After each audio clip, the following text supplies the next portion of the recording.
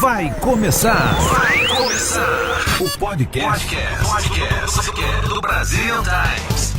Fala aí, pessoal, beleza? Para quem não sabe, eu sou o Samuel e estou tendo a honra de estar aqui apresentando o Brazilian Times Podcast. É o podcast do jornal Brazilian Times, que tem aqui mais de 30 anos aqui na comunidade brasileira dos Estados Unidos. E hoje eu estou tendo a honra de estar falando com a doutora Rafaela Garreta. Tudo bem, Samuel? E aí, qual é? Qual foi? O que tá vendo? Ai, eu fiquei ensaiando isso o dia inteiro. Acho que eu falei, vou chegar a falar com ela. Qual é? Acho que, né? Bem carioca. É, né? O pessoal do Rio tem esse qual é, né? É tipo, pra tudo ou não? É uma pergunta genérica? Muitas coisas. Assim, meu pai, ele sempre preservou muito a língua portuguesa, né? Então, desde pequeno, a gente era obrigado a falar o português correto, não falar palavrão e gírias.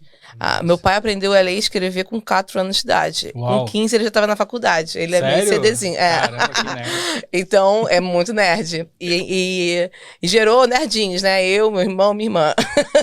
Junto com a minha mãe, que também é super nerd. Mas era obrigada a falar. Hoje em dia, eu tô muito mais, assim, muito mais solta em falar palavrão, é muito bom. Não vou falar palavrão aqui. Pode ficar à vontade. Porque não soa como o inglês mais. Antigamente, eu, quando queria xingar, né? Porque quando você bate com o dedinho, assim, né? No canto da parede, você quer dar uma xingada. E aí eu falava inglês quando eu morava no Brasil. Mas hoje em dia, assim, xingar em inglês pra mim tem um peso maior do que em português. Mas eu acho que também tem a ver com a idade que vai chegando, você também não vai ligando pra nada. Você vai meio que isso, né? Você vai tendo idade, não vai ligando mais para o que vai falar. Mas aí você comentou, desde criança você já falava inglês? Não desde criança, mas desde cedo, né, filhinha de nerds, tinha que Então, também seu pai falar. se preocupou, então, com isso? Minha mãe preocupava mais que meu pai, sempre ali perto. Mas, nossa, são 3, né? É caro. Minha mãe, não me importa, eles 3 têm que falar inglês. E aí eu me formei pelo IBEL, que é um curso de inglês no Rio de Janeiro, e também morei fora, fui para a Inglaterra algumas vezes. O meu inglês, apesar de eu ter ido para uma escola americana, eu falava inglês britânico quando eu cheguei aqui. Fui intérprete da Nokia, de britânicos que estavam no Brasil. Então, mano, a gente começou aqui conversando do nada, assuntos paralelos, mas eu nem falei, né? A doutora Rafaela, ela é advogada aqui nos Estados Unidos, né? Então, eu pensei em chamar ela primeiro, porque a gente teve um tempo junto e eu conheci você, um pouquinho da sua história, e eu achei que seria uma pessoa super interessante pra gente conversar, né? Porque você é uma pessoa também que gosta de conversar e tudo mais. E, cara, eu falo a verdade, eu fico assim, né, às vezes eu tô sempre com pessoas diferentes e tudo mais, e eu fico muito feliz e orgulhoso de ver, assim, o quão os brasileiros aqui nos Estados Unidos crescem e evoluem e alcançam patamares gigantes, como você. Porque você não é só uma advogada nos Estados Unidos, eu acho que você tem mais coisas aqui que você faz, não é? Sim, sempre falo, né? Para quem não me conhece, eu sou a Rafaela Garreta, uma advogada licenciada no Brasil e nos Estados Unidos.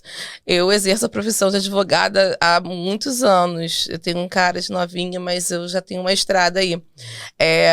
Eu acredito 17 anos já que eu sou, desde 2006, que eu sou advogada.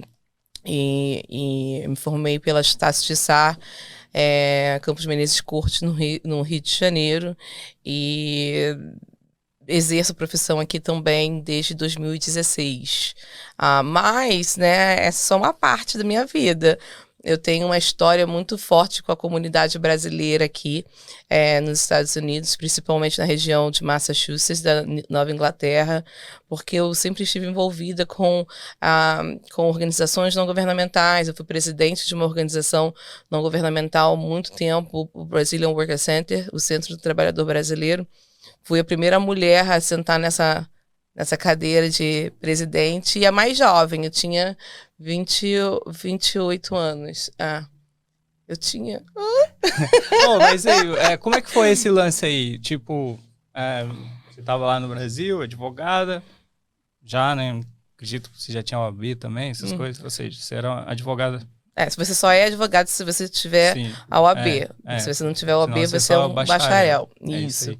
Mas aí, já com a sua carreira de advogado, e eu acredito que na época que você se formou, era até mais difícil, né? Entrar nessa carreira. Bem difícil. Do que hoje. Então, ou seja, a possibilidade de você ter inúmeros clientes e trabalhar no Brasil também era muito boa. E aí, qual foi o lance que fez você trocar e vir para cá? Todo mundo pensa que eu tinha um sonho de ser advogada na América. Não era o meu sonho. Estava muito bem no Rio de Janeiro, que meu escritório era na praia. Quer desligar aí?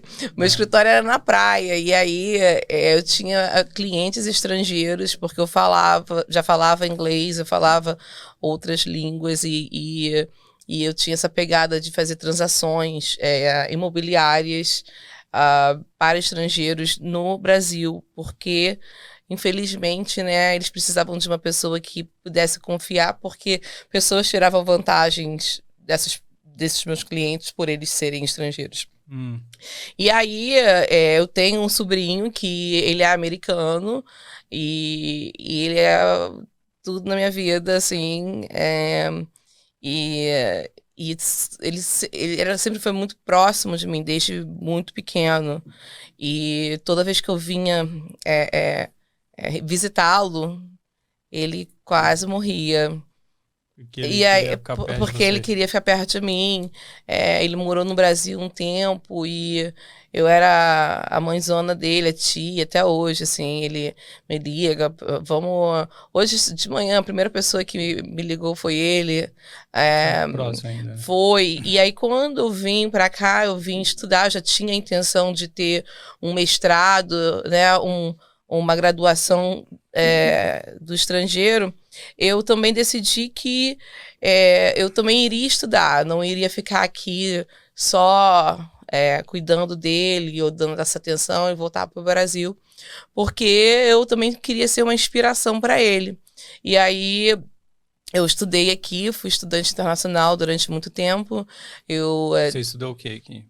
Eu tive que me preparar para o TOEFL, porque como a minha formação toda foi em português, para eu entrar numa faculdade eu precisava ter o TOEFL, que é uma avaliação do nível de inglês que você tem. Então, para entrar em determinadas faculdades, você tem que ter um nível avançado. E aí eu me preparei para essa prova, eu entrei para Bunker Hill Community College, eu fiz Legal Studies, porque eu já tinha a intenção de fazer um mestrado em Direito.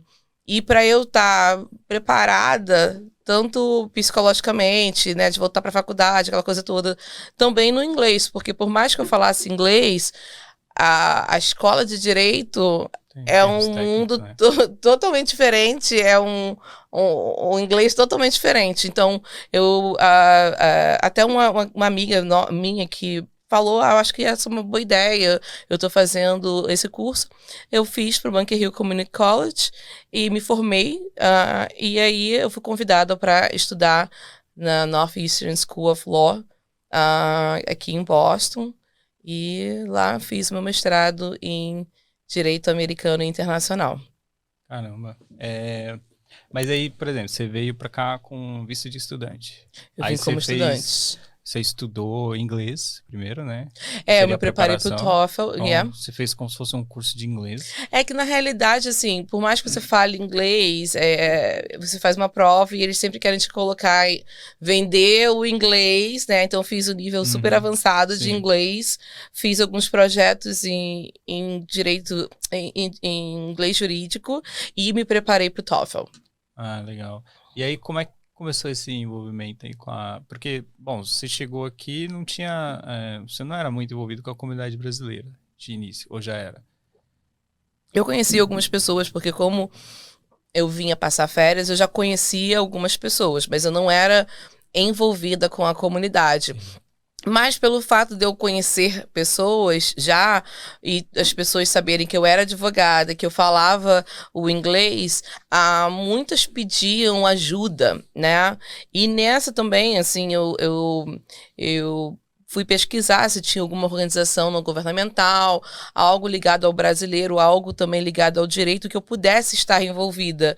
Porque nada melhor do que estar envolvido, né? Você gosta, então, de estar envolvido com a comunidade? Você gosta de estar envolvido no, por exemplo, essa coisa de política, né? Vamos dizer assim. Bem, política é comigo mesmo. Mas eu acho que essa pegada de estar envolvida com a comunidade tem a ver com os meus pais, né? Meu pai é pastor, minha mãe é missionária. Sim. Então, com certeza, eu tenho que estar envolvida com a comunidade. Qual igreja que era? Assembleia de Deus, de Cidade Nova. Mano, eu também, meus pais também, Assembleia. Da época que não tinha TV em casa. Você tinha TV em casa? Meu pai sempre foi ligado à tecnologia, então a gente sempre teve meio à frente dos vizinhos nesse sentido. No caso, eu ia pra casa dos vizinhos assistir TV. Mas é engraçado, né? Nossa Deus do céu, cada coisa. A gente ia, né, assistir na época passava Carrossel. Nossa. Aí assisti Carrossel na casa do vizinho. Mas beleza. Gente, muito antigo isso aí. Não, é sério, porque, né, tipo, não é bem a igreja, né? Minha mãe que tinha esse pensamento que não podia ter. Mas tá bom. Assim, os meus pais, meu pai, ele era coroinha, então a família do meu pai era católica, né? Então meu pai foi coroinha, aquela coisa toda. E a minha mãe também, eles eram católicos, então eu não nasci em berço evangélico. Entendi. No decorrer dos anos, meu pai e minha mãe se converteram e eu acompanhei, mas apesar deles não serem, a boa parte da minha família, que eu sou mais próxima, que é a família da minha mãe, por parte da minha avó materna, tem pastores, diáconos. Então, assim, desde pequena, eu fui para a igreja, aquela coisa toda. E eu creio na palavra. E fiz 3 anos de teologia. Então é um dom que você tem, né, de ajudar as pessoas e pelo conhecimento que você tem na palavra, né? O próprio Jesus ensinou, né, que a gente tem que amar o próximo, ajudar as pessoas.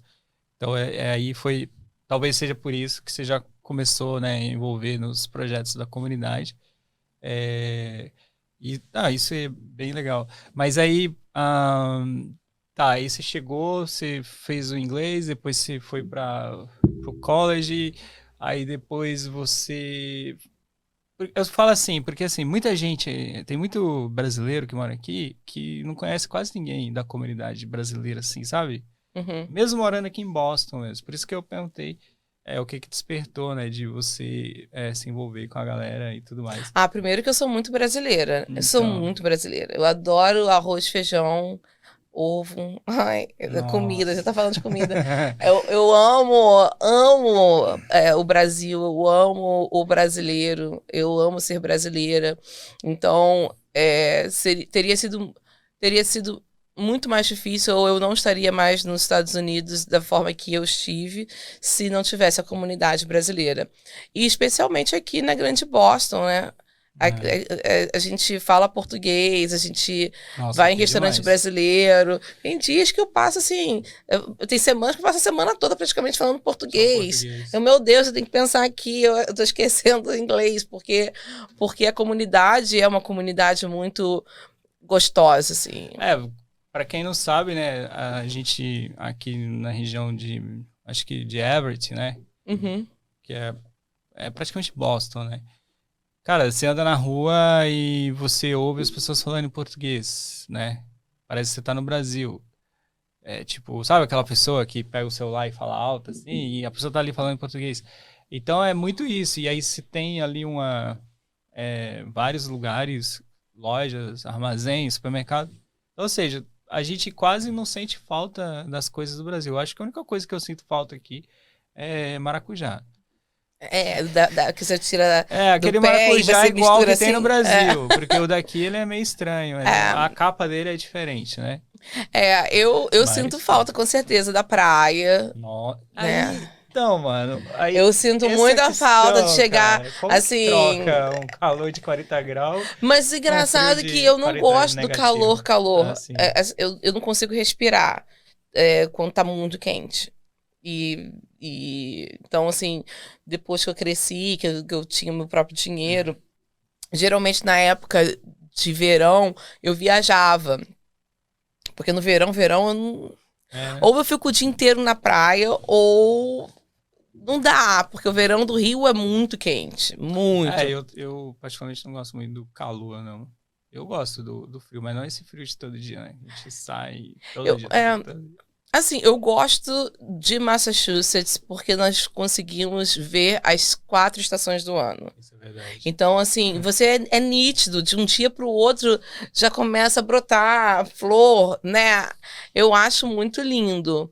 Mas, com certeza, assim, eu sinto falta da praia, eu sinto falta de pegar o 110, que na época eu morava no Rio Comprido, então a gente pegava o 110, que atravessava o túnel. O busão, lógico. Mano, eu já andei muito de ônibus, cara. Olha, tem cada com certeza. Eu pegava o 110, atravessava o túnel para Ipanema, que era a praia que eu ia no posto 9. Apesar de que eu também tinha amigos em Copacabana, Leme, Leblon. Mas assim, o posto 9 era onde a gente ia. E, nossa, eu tomava aquela água de coco, né? Já chegava levantando o dedo para água de coco. Tomava, de repente, um açaí tem, né? com... Tem, não, o coco ali, tem, eu compro. No H-Mark, o chinês. Sim. Você consegue comprar coco verde. Sei. Eu gosto do coco verde, né? Aquele coco... Não, é o verde mesmo, que é aquele que vende na praia no Brasil. E aí já descia, eu tomava também, quando eu sabia que ia ficar na praia o dia inteiro, eu tomava um açaí com guaraná, granola e banana. Que aquilo alimentava, né, 1000 calorias, alimentava o dia inteiro, tomava água de coco, nadava, pegava jacaré, tomava caixote. Saía moído, com o corpo quebrado. Nossa, jogava altinho, você sabe que é altinho, né? Futebol. Não é o futebol, sei. mas você fica batendo a bola. Sério? Você jogava bola? Jogava altinho com o pessoal. Eu fui jogadora de vôlei, então jogava vôlei também na praia. Era uma outra pessoa. Mas você gosta? Você é tipo esportista, assim? Você gosta? Hoje em dia, meu esporte era... Cara, e levantamento de garfo. Aqui, nossa, eu vou lá pra você, mano.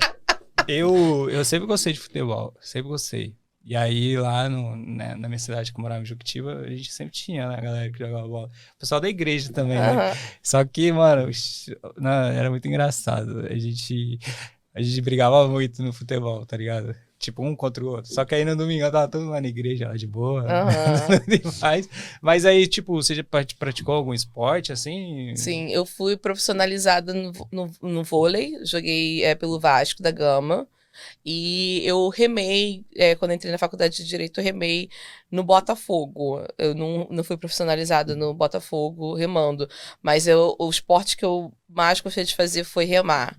Eu amo, sou uma remadora boa, muito boa. Eu acho que essa parada de você praticar esporte te ajuda também a ser competitivo, né?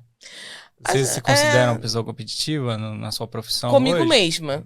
Eu sou competitiva comigo mesma, eu me comparo a mim mesma e eu quero ser uma Rafaela melhor do que eu fui há um segundo atrás.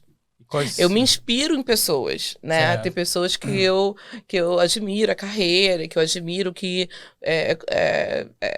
alcançou, que eu, né, me inspiro, mas que eu vá me comparar a um outro advogado, não existe outra Rafaela Garreta Prado Serrano no mundo. Então é uma competição injusta, né? Sem dúvida, Essa competição, assim.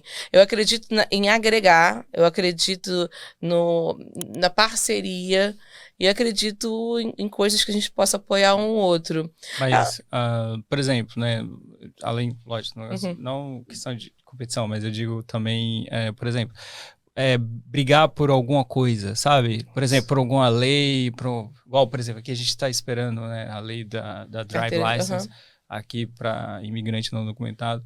E você gosta de entrar nessas Gosto, brigas? Você vai para cima? Muito.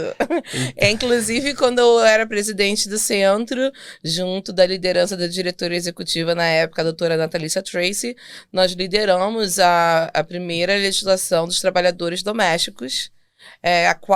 Em Massachusetts, a quarta nos Estados Unidos, a mais a protetora, que passou em 2013 e se tornou lei, né, vigente em 2014. Por que serve essa lei resguarda os trabalhadores que trabalham num ambiente doméstico. Então, vamos supor, housekeepers, até house cleaners também, pessoas que trabalham no ambiente doméstico, motoristas.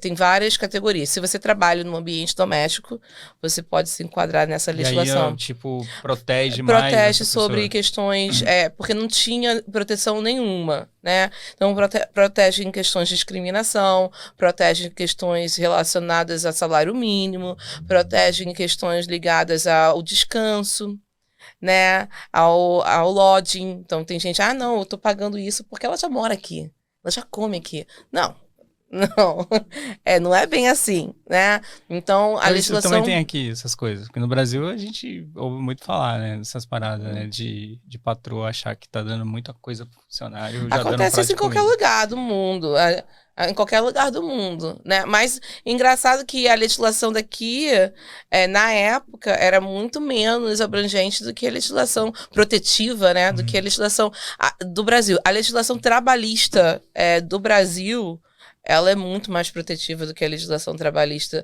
americana. Ela tem, aliás, os empresários reclamam muito disso, né? Que protege muito o funcionário. Mas, de certa forma, eu sempre fui funcionário, eu sou de acordo que proteja mesmo o elo mais fraco, né? Assim, eu também não... É meio complexa a minha cabeça, porque eu sou uma empresária, né? Aqui estou defendendo os direitos do trabalhador. Eu acredito que as pessoas têm que ter dignidade, né? E tem que ter o mínimo possível. Assim, na realidade, eu não acredito no mínimo possível. Tem que ter aquela sobrevivência. Você tem que viver, né? Então, eu acredito em um piso salarial, eu acredito em condições de trabalho, eu acredito em segurança do trabalho. Inclusive, se a gente for falar, eu participei de tudo isso. Eu fui a primeira pessoa nos Estados Unidos da língua portuguesa a treinar trabalhadores da construção, segurança do trabalho em relação a trabalhos de renovação em lugares que tinham tinta à base de chumbo. Eu treinei o Fall Protection junto com o Rony Jabuco no projeto no Centro Trabalhador Brasileiro. Eu sou muito ligada a isso. E, inclusive, na lei, né, da carteira de motorista, eu fui a única advogada de imigração a dar o testemunho a favor da lei perante ao Congresso daqui, o Comitê de Transporte. Então, caramba! Então, na verdade, você faz os trabalhos para ajudar a comunidade, mas na verdade você está ajudando em geral mesmo. Você é uma pessoa que está agregando para os Estados Unidos de verdade. Sim, eu não acredito muito em ajuda, porque quando você fala em ajuda é de cima para baixo. Eu acredito em apoio, porque como você falou, o elo mais fraco é o trabalhador. É porque eles não têm consciência do poder do conjunto. Eles não têm consciência do poder da organização, né? Porque se você se organiza, você já viu o tubarão e os peixinhos? Tem uma foto que é um tubarão e um bando de peixinhos. O tubarão tá lá comendo os peixinhos. Chega uma hora que os peixinhos se organizaram e ficaram maior. Eles ficaram juntos maior do que o tubarão. E o tubarão fugiu deles. Então, as pessoas não têm consciência do poder que elas têm dentro delas. Cara, isso é muito verdade. Eu mesmo, eu reflito muito sobre isso daí. Porque, realmente, a gente acaba sendo meio que achando que a gente é obrigado a levantar cedo, trabalhar e chegar em casa, descansar e no outro dia fazer a mesma coisa. E às vezes acabar aceitando algumas situações que é imposta a gente por achar que a gente não tem uma outra opção na vida, né? Eu mesmo já já aceitei muito isso, né? No entanto que eu fui funcionário dos Correios 16 anos, porque eu achava que era o melhor lugar para mim. Eu achava. Eu sou filha de funcionário público, então eu entendo o que Então, você fala. Meu pai, ele entrou para a Caixa Econômica Federal quando ele tinha 18 anos e ele se aposentou quando quase mataram ele dentro de um banco. uau. Eu acho que só se aposentou também por isso, senão eu estaria até hoje trabalhando. Porque quando você é aposentado, você pode continuar trabalhando também. Mas ele foi aposentado por invalidez, porque realmente ele era Você tesoureiro do banco. Sofreu um trauma, então. Quase mataram ele. Mas, graças a Deus, ele tá bem hoje em dia e tá se recuperando. É difícil ainda entrar num banco, mas ele tá bem. E ele sempre teve essa visão de funcionário público, né? Ele me obrigava a fazer concursos, assim. Eu fiz vários concursos, eu fiz concurso para Caixa, para o Banco do Brasil. Eu passei, mas eu não fui chamada. Eu fiz para a Defensoria Pública da União, Defensoria Pública, Procuradoria da União. Da Procuradoria eu passei, acho que foi da Procuradoria.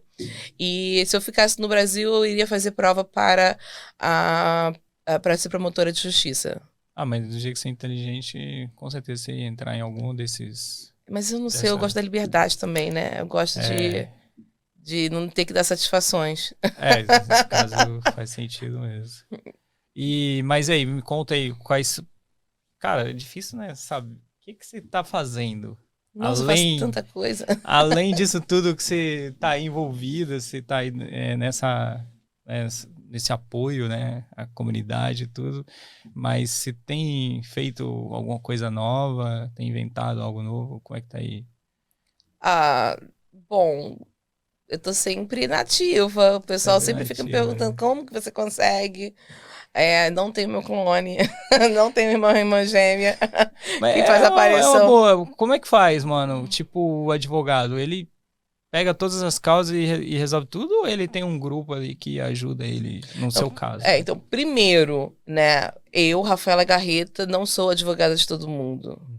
Eu fiz uma decisão na minha vida que eu sou advogada do cliente que eu quero representar e cliente que quer ser representado por mim. Então, eu não represento todo mundo. Primeiro. Segundo, nós não conseguimos fazer tudo sozinhos. Nós até conseguimos chegar a algum lugar, mas só conseguimos alcançar algo realmente que é palpável se nós estivermos em time, né? Como eu falei lá no meu speech, na primeira vez que a gente se encontrou, Steve Jobs fala isso, grandes coisas são feitas por time. Então, muitas pessoas que falavam e falam para mim, você é muito... Por que você fala, tipo, o caminho das pedras, né? Porque eu acredito que as pessoas, elas vão receber a informação e vão fazer da informação o que elas querem. E também, eu acredito que se o meu meio está muito bem preparado, isso só vai me desafiar a ser uma pessoa melhor. Então, se eu estou aqui lidando com excelentes profissionais da área do direito, que a nossa comunidade ela é muito abençoada por causa disso, que nós temos grandes profissionais na nossa comunidade, isso só vai me desafiar a ser cada dia melhor, né?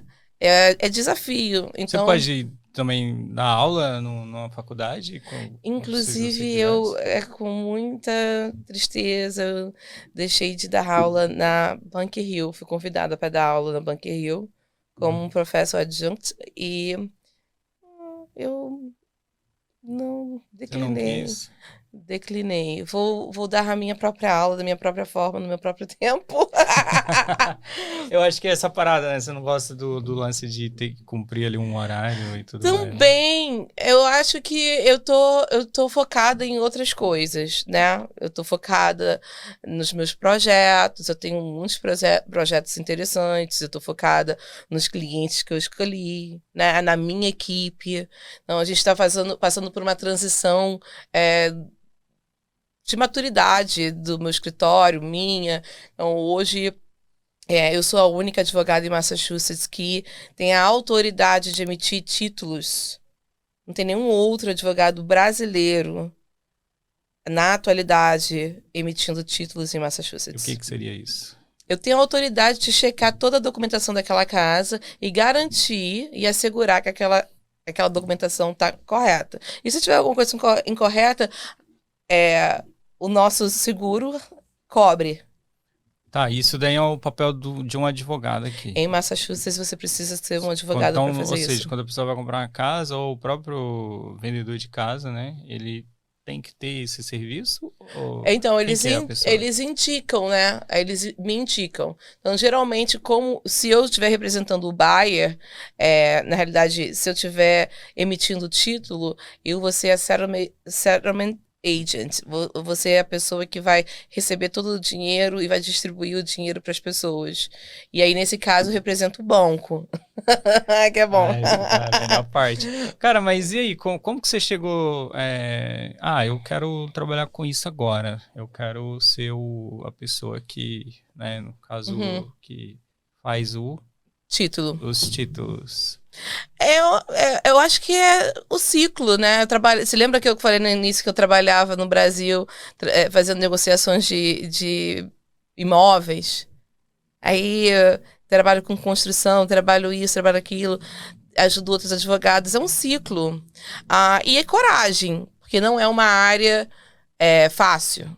É uma área muito técnica, é uma área que requer muita sagacidade e muitos advogados não querem se jogar né, nesse... Que é o difícil, né? Não é fácil. E outra, além de não ser fácil, a parte técnica, não é fácil você ser aprovado por uma empresa que assegura os títulos, porque eu represento uma empresa que assegura títulos.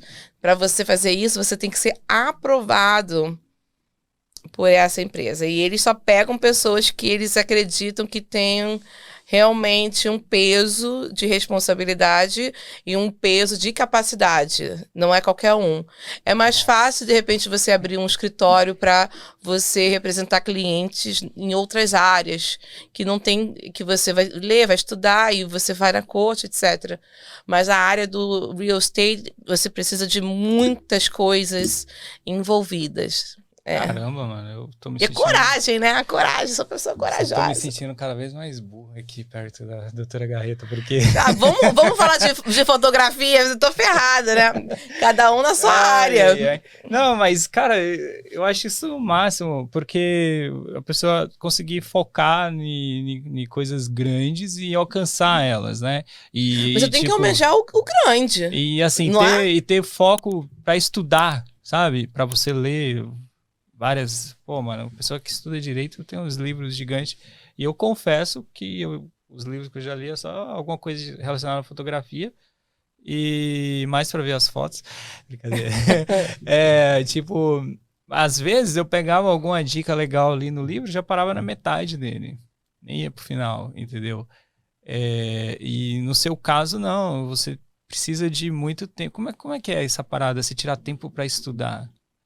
Como que você faz isso? Precisa ser organizado, né? Precisa querer também. Eu leio em média, eu leio muito. Fora do direito, eu devo ler uns 5 livros por mês. Que hora que você lê do dia? Qual horário do dia? Hoje em dia com o Audible, né? É tão fácil. Audiobook, né? Mas eu leio na hora que eu vou dormir, entre uma coisa e outra. Se eu cansei, tô querendo mandar todo mundo, né, aí eu pego um livro, leio. Eu gosto muito da informação. Eu gosto de estar ali e aprender. E isso daí ajuda bastante. Qualquer leitura, independente se ela ser da sua área ou não, ela vai ajudar você bastante. A leitura, para mim, na realidade, um livro, você aprende tanto com um livro, né? Isso é verdade. Eu sou assim, eu acho que eu tenho mais de um tico e teco que gosta de ler na cabeça. E tem também toda a parte do direito, né? Porque diariamente eu recebo, assim, centenas de e-mail com updates de coisas, de julgados. Então, hoje em dia, eu me concentro em 2 áreas do direito. Eu, Rafaela Garreta, que eu posso falar assim, concentrada, é o real estate e imigração. Mas eu também sou advogada no Brasil, então eu tenho uma equipe que me ajuda com a parte do dia a dia processual lá, mas é lógico, eu sei da lei, que eu leio, estudo, e também tenho pessoas capacitadas do meu lado que me mantêm updated do que está acontecendo. Tenho outros advogados que trabalham comigo, a gente tem advogado que faz parte de direito trabalhista, personal injury, litigação civil, questões do direito consumidor, tem pessoas advogados que me ajudam na parte de família, estate planning, então assim. Você vai reunindo a galera, vai dando ali, delegando as funções para ele e Sim. é o seu time. No caso aqui e no Brasil também, né? No Brasil também. A gente tem pessoas hoje trabalhando conosco na Europa, no Brasil e aqui nos Estados Unidos. Então, eu tenho visto que você agora também tá aí nas redes sociais, né? Você tá lá respondendo a sua caixinha. Inclusive, eu já mandei mensagem pra você. Você viu que eu respondi, né? Respondeu rápido. Mais rápido que o telefone. Mais rápido que o telefone. É o WhatsApp, no caso, né? Uhum. Mas fala aí, mano, qual que é o... Porque, assim, pra quem não sabe, né? Porque a gente fala pra 2 grupos de pessoas. Pessoas que vivem aqui nos Estados Unidos, pessoas que vivem no Brasil. Então, assim, as pessoas que vivem no Brasil acompanham muitos criadores de conteúdos que estão aqui. Uhum. Mas esses criadores de conteúdo são pessoas que estão aqui talvez há 4 anos. Então, eles não têm... Cara, não tem know-how quase nenhum para falar o que é a América de verdade. E as pessoas que estão aqui há muito mais tempo, eles não querem saber de internet. Uhum. Entendeu? Eu conheço muita gente na área de construction, né, real estate. Pessoas que estão aí, né, cara, com a vida feita e poderia dar muita dica para quem tem vontade de vir para cá, né, porque a maioria dos criadores de conteúdo aqui fazem isso, né, só criam conteúdo para quem está no Brasil, mas as pessoas não têm interesse. E aí agora você tá ativa lá no seu Instagram, né, pelo menos é onde eu acompanho. Não sei se você tem outras redes, porque eu confesso que o único que eu tô com paciência ainda é o Instagram. Uhum. Eu não gosto muito de rede social, mas é onde eu consigo captar clientes para o meu negócio, que, para quem não sabe, eu sou fotógrafo.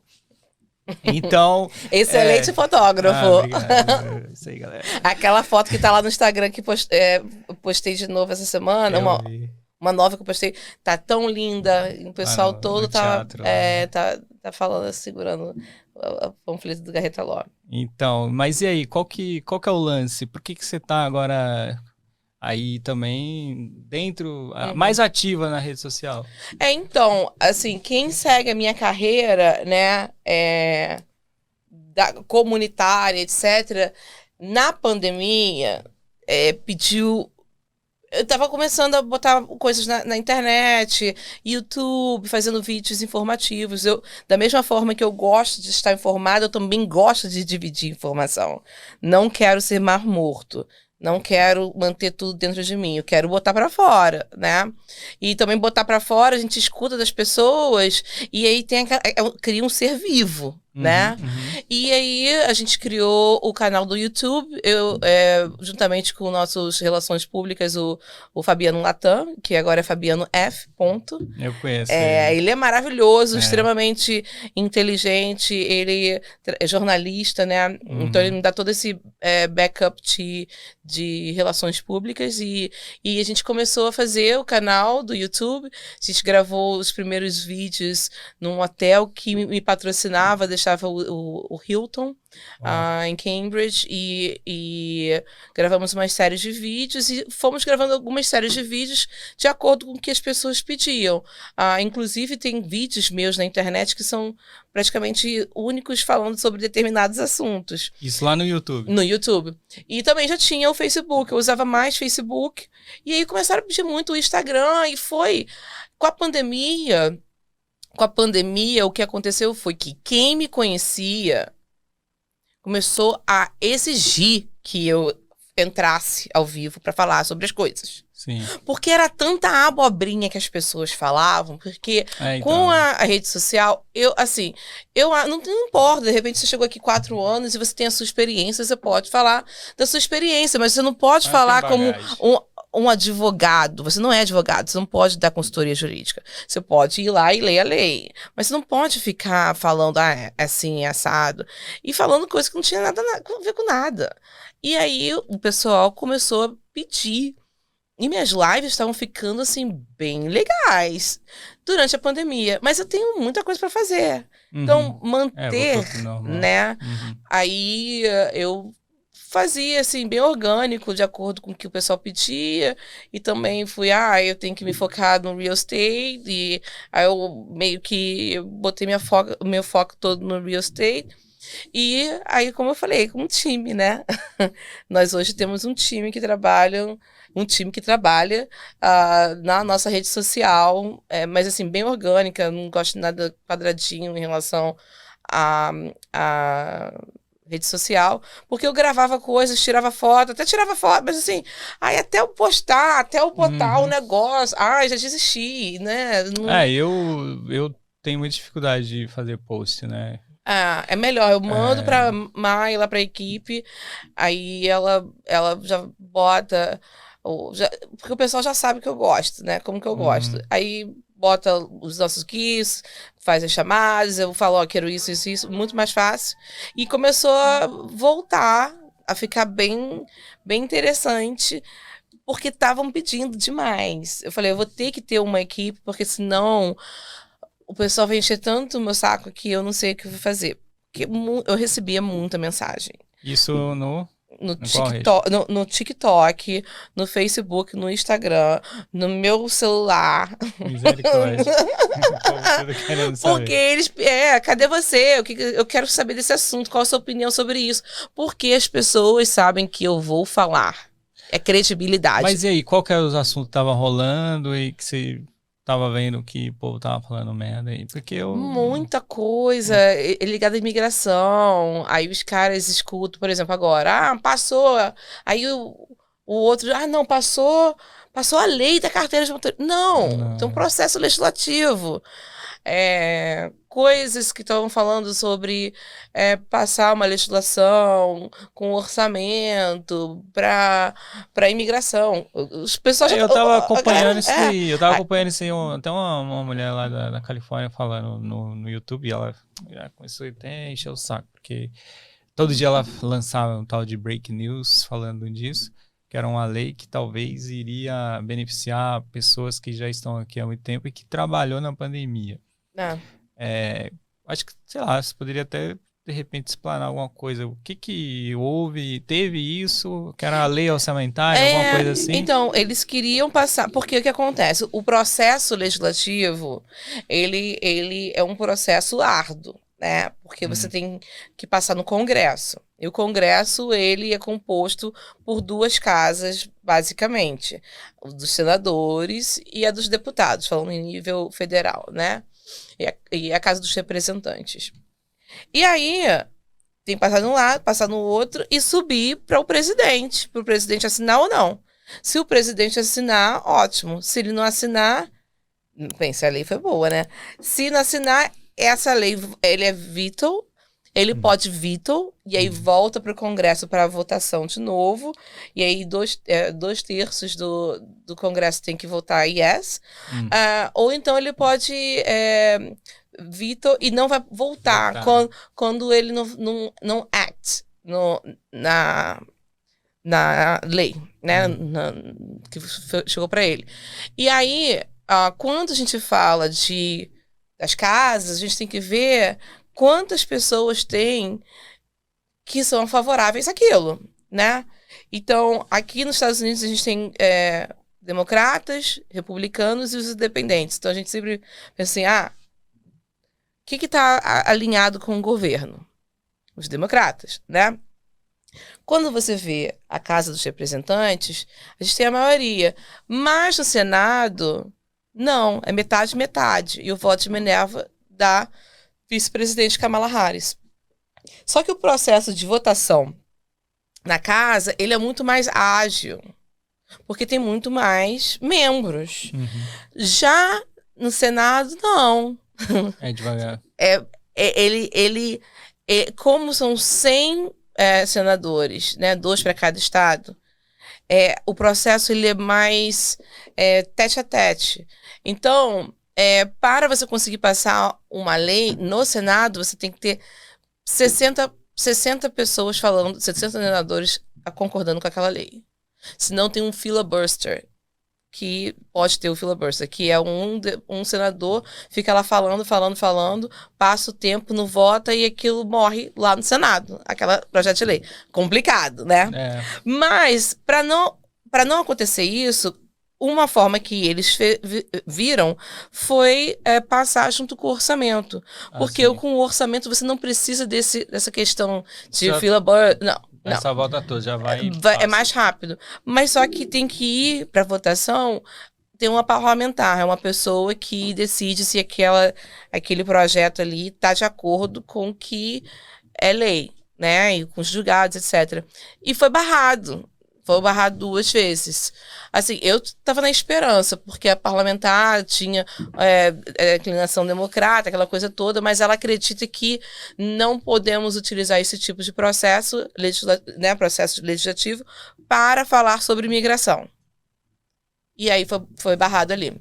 Eu achei que passaria, porque tem tudo a ver com orçamento. E a forma que foi posta dava para dar uma mexida, né? Tinham 2 democratas que não estavam concordando pelo valor do orçamento, que eram não sei quantos trilhões de dólares, 3,5 trilhões de dólares, uma coisa assim. E, então tinha esses impasses, mas eu achei que ia passar.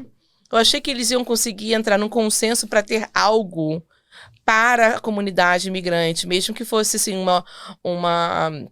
passar uma autorização de trabalho, né, durante um tempo, essas pessoas poderiam trabalhar, poderiam sair da situação, mas não aconteceu. Existem projetos de lei relacionados à imigração no Congresso, mas eu não acredito que passe da forma que está hoje o Congresso, infelizmente. Entendi. Então, aí eu acho que as pessoas usavam mais para fazer mídia mesmo, né? Porque é o assunto que não quer calar, né? É o assunto que as pessoas querem falar. E nisso você cria uma indústria de gente fazendo dinheiro, tentando fazer dinheiro sem... advogado falando, eu vou botar você numa lista, né? Eu acho que isso mesmo. Tem uma consulta. Vamos criar uma lista aqui, porque se essa lei for aprovada, vocês vão ser os primeiros a ser comunicados. O que eu falo seria uma lista de transição do... Eu falo que você tem que ter uma consulta com um advogado de imigração, ponto. Para poder acessar a sua situação e te dar um panorama do que fazer. Mas, assim... E fora os notários, né? Líder comunitário, líder religioso, notário, paralegal, assistente de advogado, não são advogados. Eles não têm licença para exercer o direito. E, mas ela sabe muito, ela trabalha com advogado há 30 anos. Eu desafio várias pessoas que trabalharam muitos anos com advogado e que tenham tanto conhecimento assim. Que se tivesse, ela talvez teria... sei lá, estudado e se tornado advogado. Porque eu conheço algumas paralegal que estão se formando em direito. Mas enquanto elas não tiverem o BBO delas, ou a OAB, elas não podem exercer. Elas não podem. É ilegal. Isso é exercício ilegal do direito. E não pode. E assim, você tem um problema no coração. Aí você vai lá no veterinário e pedir para o veterinário operar o seu coração? Não. É a mesma coisa. Apesar que o veterinário talvez ele teria, né, eu acho que... se for a caso de vida ou morte, né? Mas assim, as pessoas às vezes querem o barato que sai caro, sabe? Eu não sei porquê, tem um... e também por estar mais fácil ali, né? Mas aí vocês podem ver, um advogado aqui, ele não é difícil, né? Você tem aí o contato, você tem a caixinha, uma consultoria, a caixinha do Instagram da doutora Gaeta.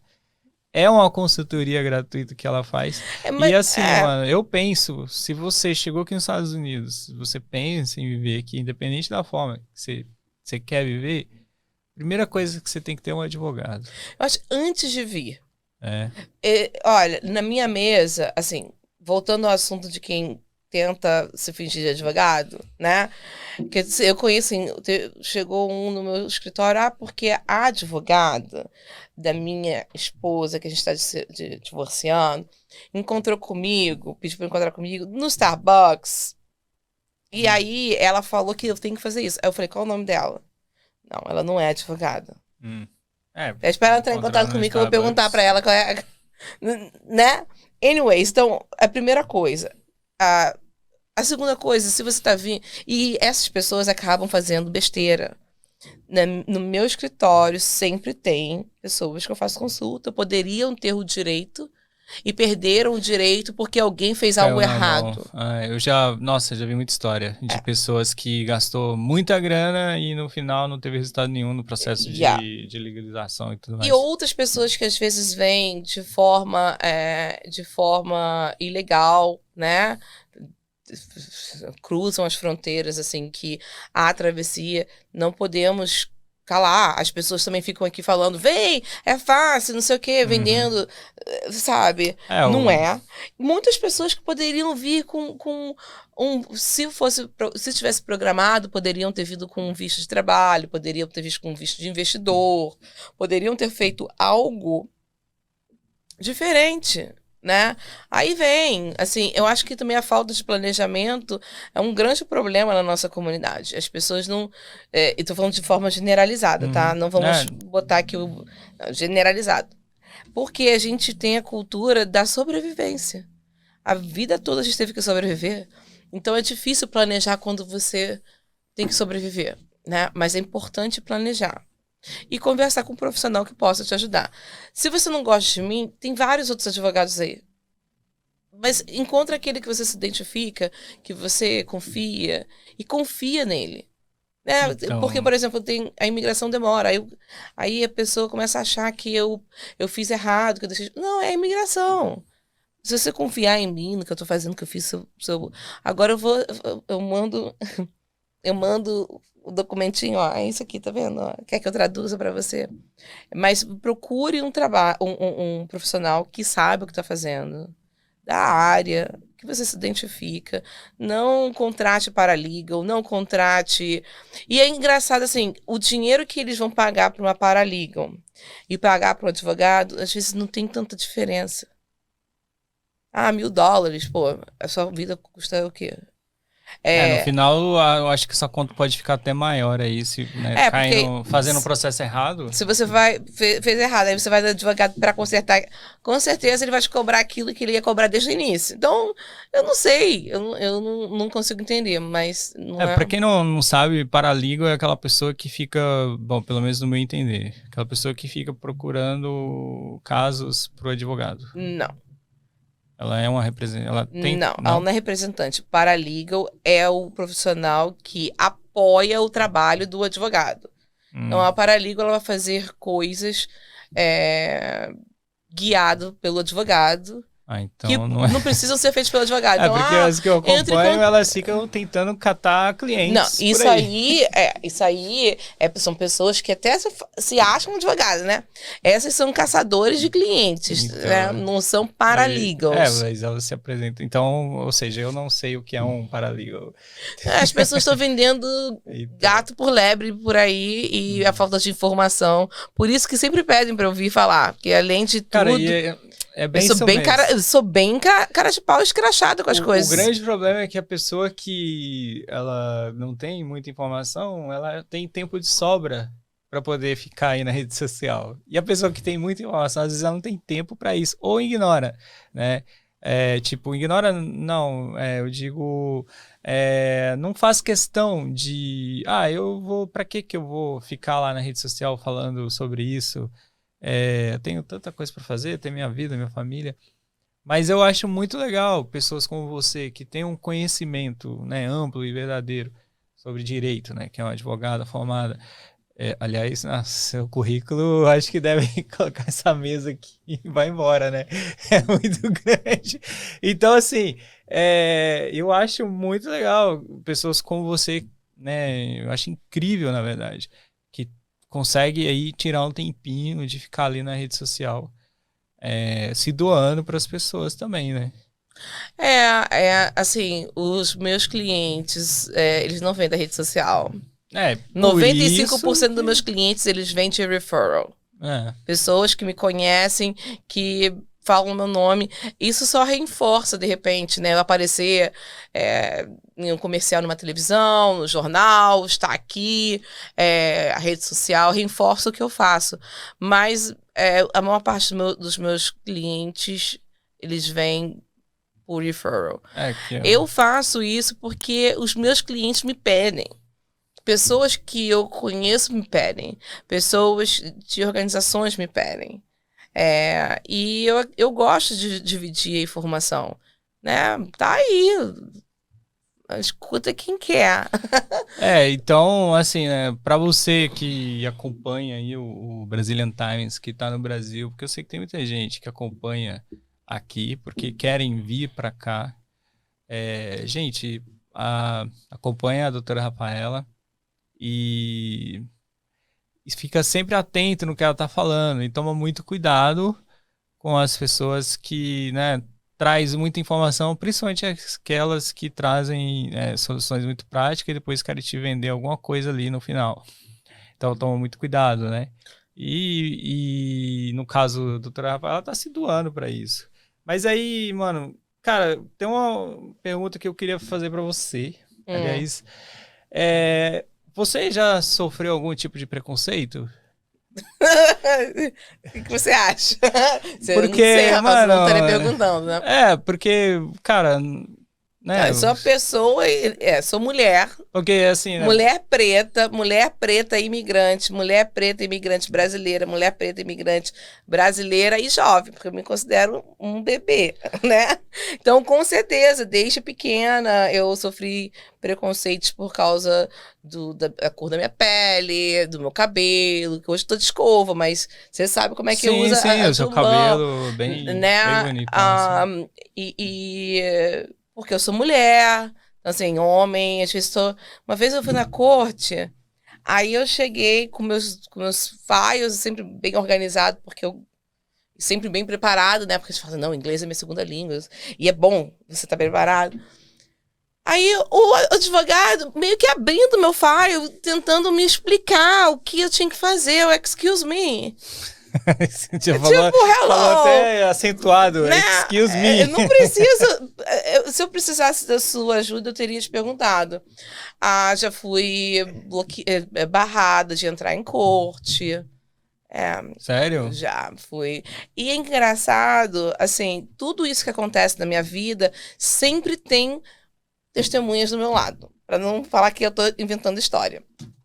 A primeira vez que eu fui em uma audiência aqui em Massachusetts, na corte, uma querida pessoa pediu que eu acompanhasse numa corte criminal e na hora da entrada, também estava meio assim, né? Porque era a primeira vez que estava indo na corte, mas eu sabia o que tinha que fazer. O segurança, vai, entra, e começou a me empurrar. E aqui, se você vai na corte estadual, o advogado só tem que mostrar a carteira de motorista, a identificação com foto e o BPO, que é como se fosse a carteirinha da OAB. E você não tem que ser revistada.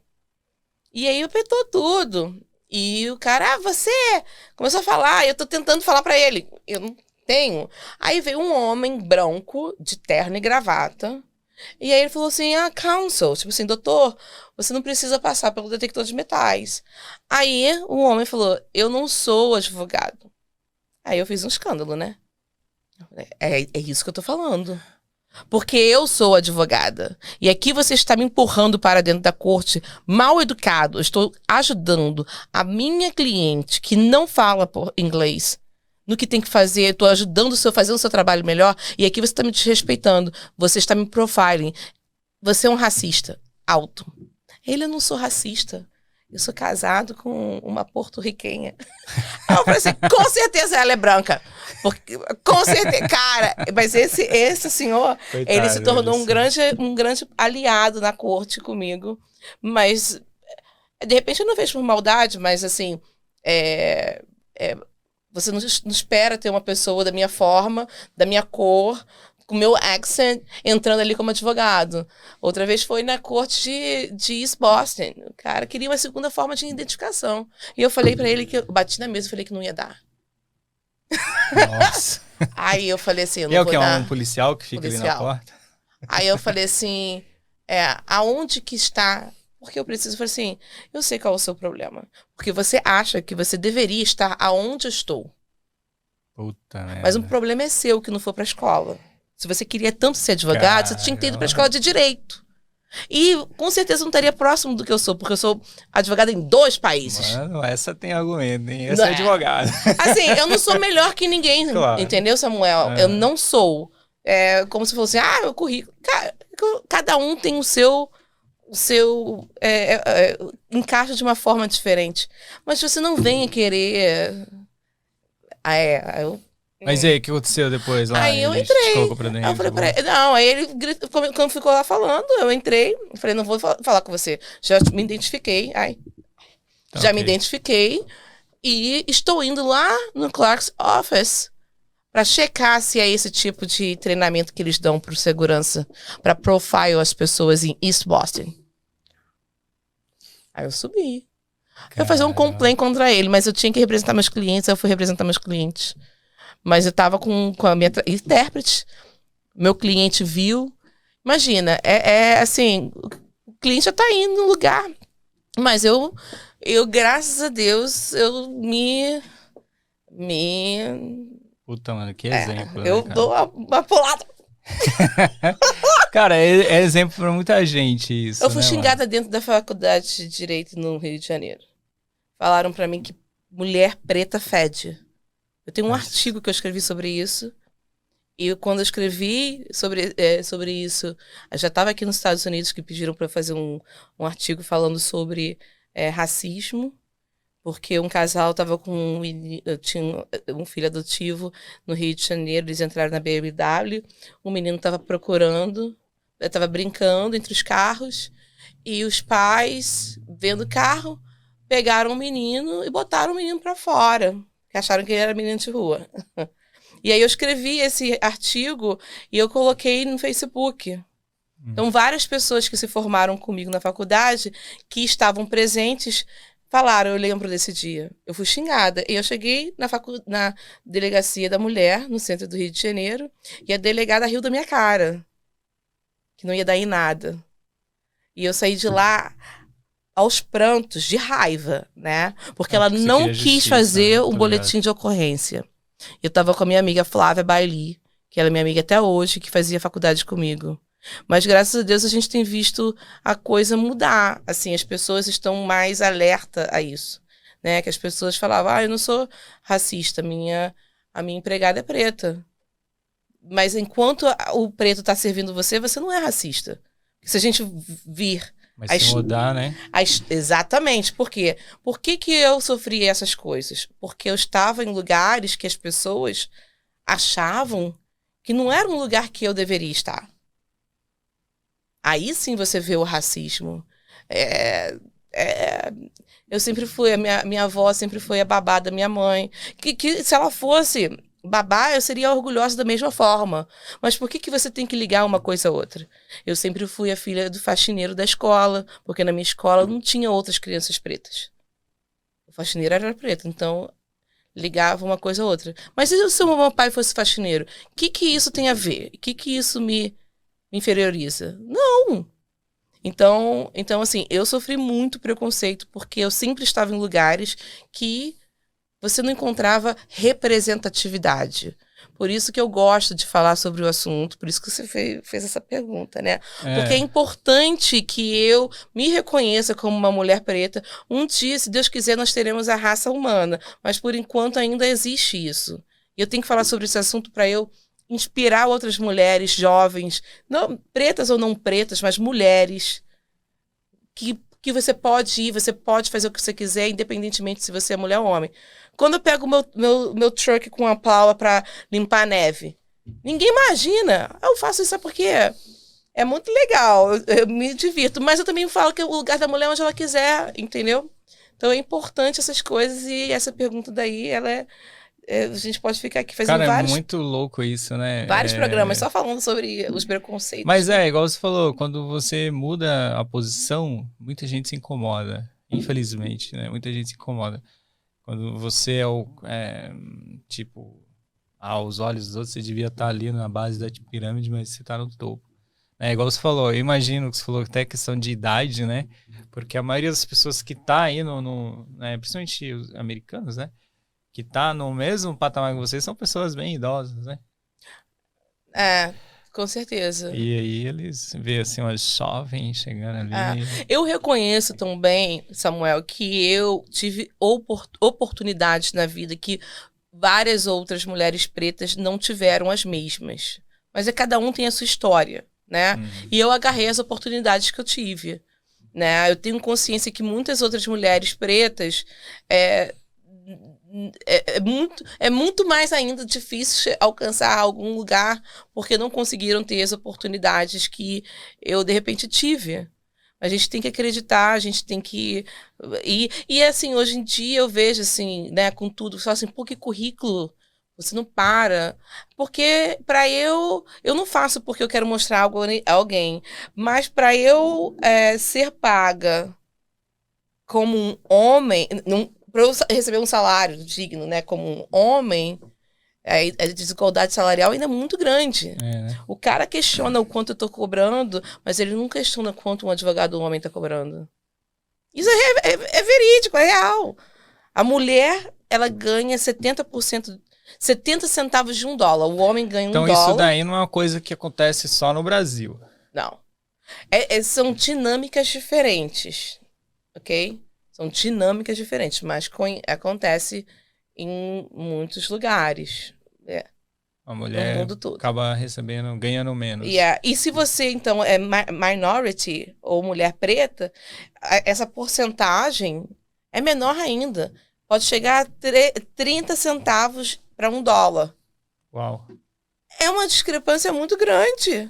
Você está fazendo a mesma coisa, você tem a mesma educação, só por causa do seu gênero, né? E se você coloca ainda a identidade de gênero, se você é uma mulher trans, se a gente começar aí, a coisa fica pior. Pior. Essa parada existe muito, né? Conceito. Mas aí, o que te motiva a fazer isso tudo? Porque, mano... Não é possível, cara. Você, eu acho, né? A minha visão. Eu acho que você tem a vida feita. No sentido econômico. The grass is always green on the other side, né? A grama tá sempre muito mais verde no Não, mas eu lado... penso no sentido porque realmente... eu acho que você tem um patamar legal. Primeiro por conta do seu esforço e sua profissão. Isso não é demérito. Isso aí... seus méritos que fez você chegar aí. Mas você tá sempre correndo atrás de mais coisas. Eu não corro atrás. Quem corre atrás tá sempre atrasado. Tá certo. Eu vou ao encontro daquelas você coisas... tá com a visão de águia lá na frente. Mano. Primeiro de tudo, eu não quero passar por essa terra por passar. Eu quero não ter só um tijolinho, eu quero ter uma parede inteira. Que você tem que ler esse livro. O que falarão de mim quando eu morrer? O que irão falar de mim quando eu morrer? Isso daí é você deixar seu legado, né, cara? Quando você começa a pensar nisso, então, pra mim, não é... dinheiro é muito bom. Eu adoro coisas boas. Eu adoro comer em bons restaurantes. Adoro comer, né? Adoro ter dinheiro para proporcionar às pessoas coisas que eu quero, para melhorar a vida de pessoas, para apoiar pessoas a saírem de situações difíceis. Mas não é tudo na minha vida. Não é tudo. E o que me motiva é exatamente isso. É fazer algo que vai mudar a vida do outro, servir o próximo, é estar envolvida, é inspirar pessoas, é ser inspirada por pessoas, tá ativa, tá sempre exercitando a minha mente, fazendo coisas novas. Eu não consigo ficar estagnada. Eu tenho que estar sempre movimentando, porque a vida é uma só, o tempo passa tão rápido. E é bom. Mas também, por exemplo, quando eu quero tirar se eu quero dormir 3 dias, eu vou dormir 3 dias. Ninguém te acorda. Ninguém me. Você fala, no celular, pode ver, o celular tá desligado. Eu só botei pra carregar porque eu vou precisar pedir o Uber. Uhum. Senão, eu não tô nem aí, porque eu mesmo. tô vivendo the power of now, o poder do agora. Você aqui é mais importante, conversar com você é o mais importante, estar aqui no Brazilian Times é mais importante, passando a minha história. E por isso, às vezes, também o celular, meu celular funciona. Ele trabalha para mim, não eu que trabalho para ele. A minha prioridade, eu acho que é tá aí, acho que não tenho certeza, tá aí com as pessoas, fazer a diferença, inspirar pessoas. Acredito num mundo melhor, acredito em meu copo que transborda de água, né? Meu corpo transborda de água e cai para o lado e floresce ao meu redor, fazer o bem. Pode ser, de repente, uma visão meio ingênua, mas eu prefiro ter essa minha essência do que ter uma essência egoísta, essência de materialista, essência... Sem dúvida. Quando você ajuda as pessoas, você acaba realmente deixando o principal, que é o, né, que você falou, deixar o seu legado depois de morrer, né? O que vão falar de mim, né, depois de morrer? Esse livro toca lá dentro. Nossa, não, realmente, é o que eu penso também, né? Aliás, uma das coisas que mais me motiva é isso, é saber que eu tô escrevendo a história de alguém, isso vai ficar para sempre na família deles, gerações e gerações. Então, realmente, é algo incrível, que às vezes eu tenho que até tomar cuidado, porque às vezes eu até deixo de ser bem remunerado por isso, só de imaginar, só pelo ego ou vaidade, sei lá, ou por saber, né, que vai fazer diferença na vida da pessoa. Mas e aí, você tem alguns goals aí, alguma coisa para alcançar? A outra coisa também que a gente queria falar... Você tem informações. Tipo assim, antes disso daí, você também trabalha na Câmara do Comércio, não é? Sim, eu sou presidente da Câmara dos Dirigentes Lojistas e Empreendedores Brasileiros, a Câmara do Comércio Brasileiro aqui nos Estados Unidos. Tá, isso daí é os Estados Unidos inteiro ou é só nessa região? Sim, a organização é nacional, mas nós estamos baseados em Massachusetts, tentando aí desbravar. E como é que funciona a associação aí? É uma câmara, né, visando o empreendedor. A gente tem a visão de reunir os empreendedores para que a gente possa trocar negócios, né? Também de apoiar o novo, a pessoa que está entrando no empreendedorismo, um novo businessman, um novo empresário, dar treinamento, esse networking. Mas eu, né, que gosto de política, também tenho a visão de educar a nossa comunidade empresária, que nós temos o poder, muito poder. Sem dúvida. E isso pode...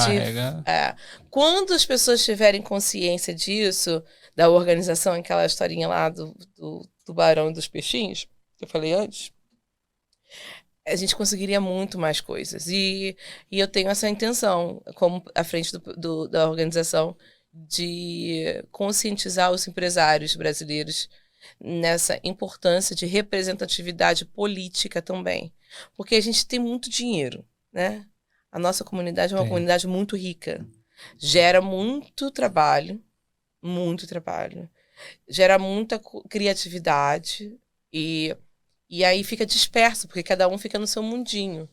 Se a gente reunir essa força, por exemplo, se tivesse reunido a força da comunidade brasileira empresarial, muito certo que essa carteira de motorista já tinha passado há muito tempo. Mas aí, como é que é? Porque assim, tem a associação, ok, mas A galera apoia essa associação, os empresários no geral? Sim, a gente está repaginando toda a organização, né? Eu estou organizando a organização, bem redundante, mas organizando a organização desde a base para subir, termos um diretor executivo, que é muito importante, e aumentarmos os membros, o número de membros.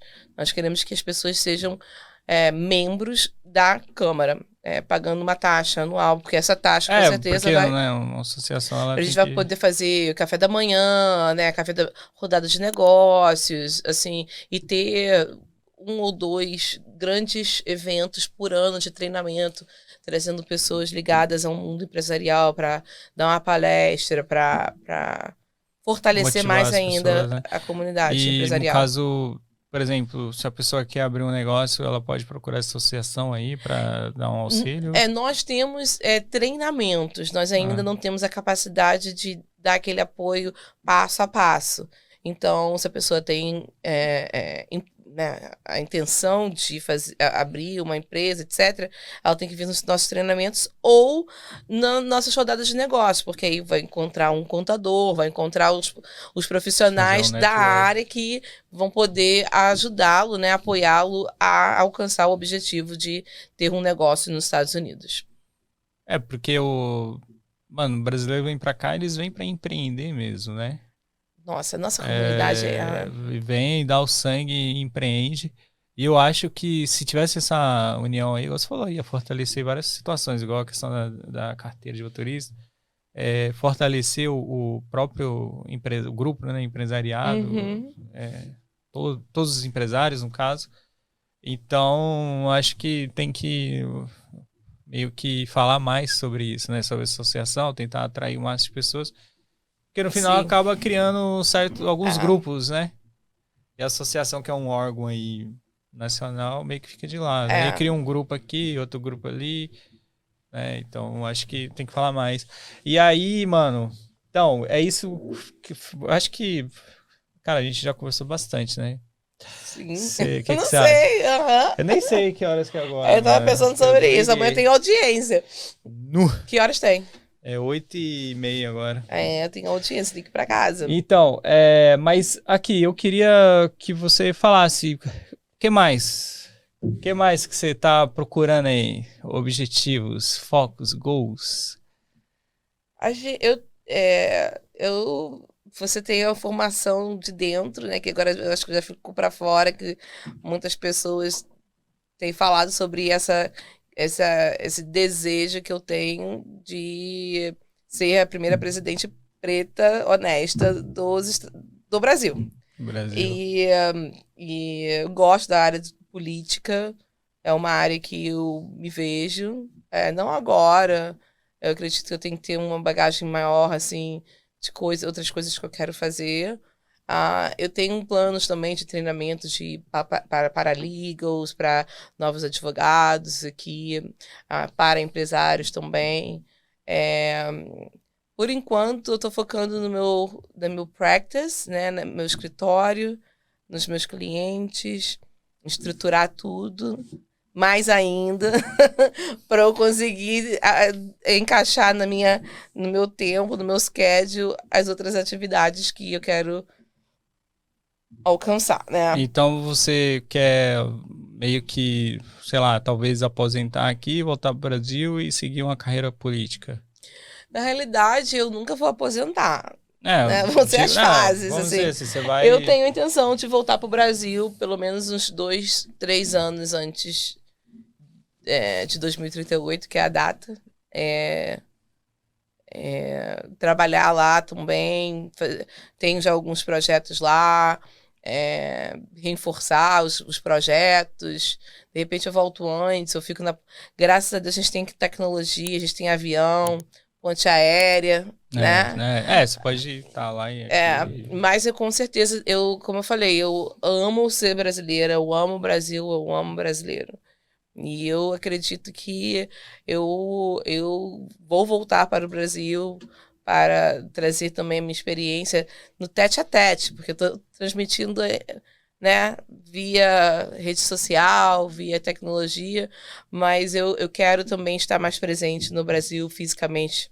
Projetos em relação à moradia, eu tenho um projeto de construir cidades totalmente sustentáveis, em áreas que estão devastadas, que ninguém quer fazer nada, trabalhar com comunidades que necessitam de um apoio para sair da pobreza e entrar num nível de, né, satisfação do mínimo que uma pessoa precisa ter.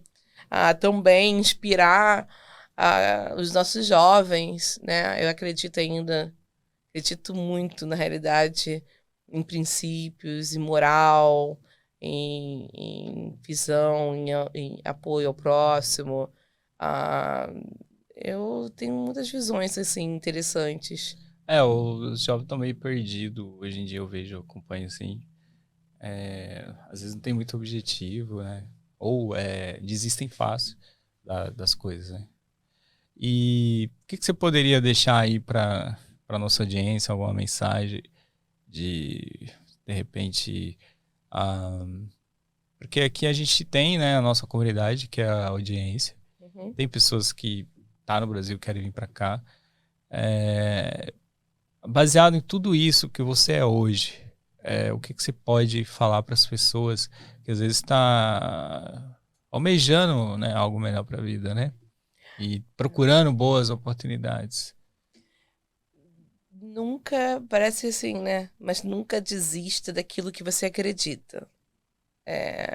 Que quando você acredita em algo, passou já de sonho. Sonho tá lá no País das Maravilhas, né? Se você acredita em algo, você vai e faça. Errar não é o problema. O problema é você continuar no mesmo erro sem mudar nenhuma peça daquele quebra-cabeça para você tentar fazer algo diferente, né? Aprenda com os erros e siga sempre ao encontro daquilo que você quer, do que você planejou e do que você conseguiu enxergar para sua vida. As pessoas vão rir, as pessoas vão tentar. Assim, comigo é engraçado, eu não sei se é porque eu sou muito grande e eu já dou logo um porão. Chega chegando. É difícil alguém ter tentado dar um conselho para mim, para desviar, isso aí não vai dar certo. Nem tinha coragem, porque eu era tão certa. E outra também, divida também os seus objetivos com quem pode te apoiar. Às vezes é importante você meio que ter um negócio mais certinho para você conseguir se desvencilhar dessas pessoas, dessas influências que não vão trazer algum benefício. Eu também acredito muito em Deus, eu acredito muito em Deus, eu creio muito assim no universo, sabe, em Deus, que quando você coloca para fora e agradece também. A gente tem que ser grato, né? As pessoas ficam pensando tanto, eu tenho que ir para os Estados Unidos para ser advogada, igual a doutora Rafaela Carreira. Não agradece nem a água que cai da pia. Tem pessoas que não têm o que beber, não têm o que comer. E às vezes as pessoas também take for granted quando elas conseguem alcançar alguma coisa. Aí fica muito pequeno. Então seja sempre grato àquilo que você tem, grato às pessoas. Às vezes mesmo a pessoa que fez mal para você, seja grato por aquela experiência que te ensinou algo. Alguém deixou de pagar alguma coisa para você ou deixou de fazer. Não tem problema, aquilo é uma experiência para você não tomar mais aquela atitude, não perder. Falar assim, perdi um dólar. Que bom. É uma oportunidade para eu não perder $1 milhão.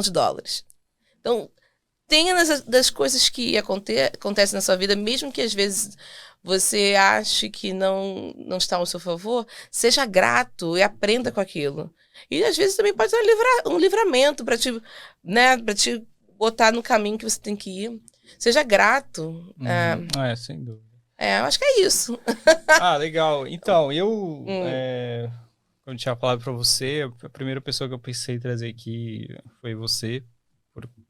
Pelo fato que a gente ficou, né, o dia inteiro junto, eu tive a oportunidade de conhecer aquela questão, né, de você tá ali escrevendo as palavras no seu espelho de automotivação, é uma coisa tão, né, vamos dizer assim, tão boba, mas não, isso daí é incrível, porque você, né, você falou, todo dia eu venho aqui, eu leio essas palavras e às vezes eu escrevo alguma coisa nova. E também a primeira vez que eu te vi foi até no primeiro evento, né? Que foi lá em Uber. E aí tava do lado da Lilian, aí ela falou, essa aqui é a doutora Garrido, ela é advogada aqui nos Estados Unidos. Eu falei, nossa, você é advogado aqui nos Estados Unidos? Uau, que incrível! Então, assim, eu já virei seu fã, entendeu?